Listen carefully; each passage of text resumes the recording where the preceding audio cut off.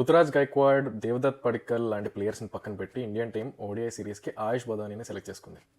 So ఈ topic గురించి మాట్లాడదాం. బట్ ఫస్ట్ ఆఫ్ ఆల్ అందరికీ భోగి శుభాకాంక్షలు. సో భోగి అంటే మనం పాత వాటిలన్నింటినీ భోగి మంటలో వదిలేసి కొత్త బిగినింగ్స్ వచ్చే పండుగ.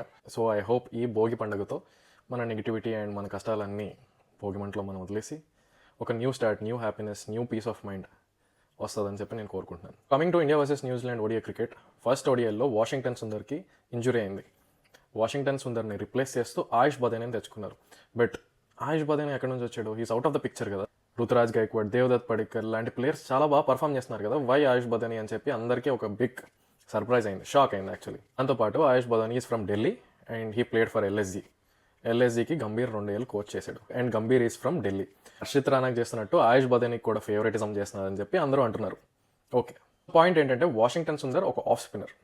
So and he can bat. So అలాంటి ప్లేయర్లు ఎవరెవరు ఉన్నారు మీరు లెక్కేసుకొని చూస్తే నాకు తెలిసి రియాన్ పరాగ్ ఒకడే ఉన్నాడు. Riyan Parag is injured.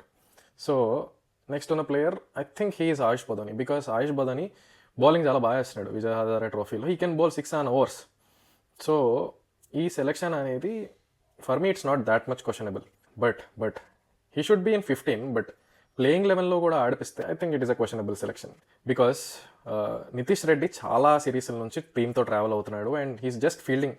నితీష్ రెడ్డికి ఇది ఒక మంచి ఆపర్చునిటీ. నితీష్ రెడ్డికి ఛాన్స్ ఇవ్వాలి, ఛాన్స్ ఇచ్చి ఆడిపియాలి, ఒక 5-6 overs వేపియాలి. దెన్ ఆయుష్ బదానీని 15లో పెట్టుకుని దానికి ఒక ఎక్స్పీరియన్స్ ఇస్తే okay, India is looking for multi faceted players like batters who can bowl or bowlers who can bat. Then it is a good selection. ఉన్నటి వరకు హర్షిత్ రానా గురించి కూడా అలాగే ఉన్నారు. హర్షిత్ రానాని ఎందుకు తీసుకున్నాడు? కేకేఆర్ కోట, ఢిల్లీ కోట, గంభీర్ ఫేవరెటిజం అని. బట్ 2025లో హర్షిత్ రానాకి ఎక్కువ వికెట్స్ ఉన్నాయి. ఓకే, ఎక్కువ మ్యాచెస్ ఆడాడు కాబట్టి ఎక్కువ వికెట్స్ ఉన్నాయి అన్నాడు. బట్ తన స్కిల్ సెట్ చూడండి, 150 వేయగలడు, బౌన్స్ వేయగలడు, స్లోవర్ బాల్స్ ఉన్నాయి, ఐపీఎల్లో పర్ఫామ్ చేశాడు, హీ కెన్ బ్యాట్. లాస్ట్ మ్యాచ్లో కూడా వాల్యుబుల్ కాంట్రిబ్యూషన్ చేశాడు. సో సౌత్ ఆఫ్రికాలో 2027 వరల్డ్ కప్ని మైండ్లో పెట్టుకుని గ్రూమ్ చేసిన ప్లేయర్ తను. సో మనం చూడాలి అసలు ఏంటి, అసలు ఇది ఎందుకు సెలెక్ట్ చేశారు, దేనికి సెలెక్ట్ చేశారని మనం ఆలోచిస్తే దెన్ ఈ సెలెక్షన్స్ అంతా మనకి హార్ష్ అనిపించవు. సో మీ ఒపీనియన్ ఏంటి? అండ్ ఇవాళ ఇండియా వర్సెస్ న్యూజిలాండ్ ఓడిఐ జరుగుతుంది. కోహ్లీకి పండగ టైం చాలా కలిసి వచ్చింది. సో ఇవాళ కూడా బాగా ఆడతాడని, ఇండియాని గెలిపిస్తాడని చెప్పి చూద్దాం.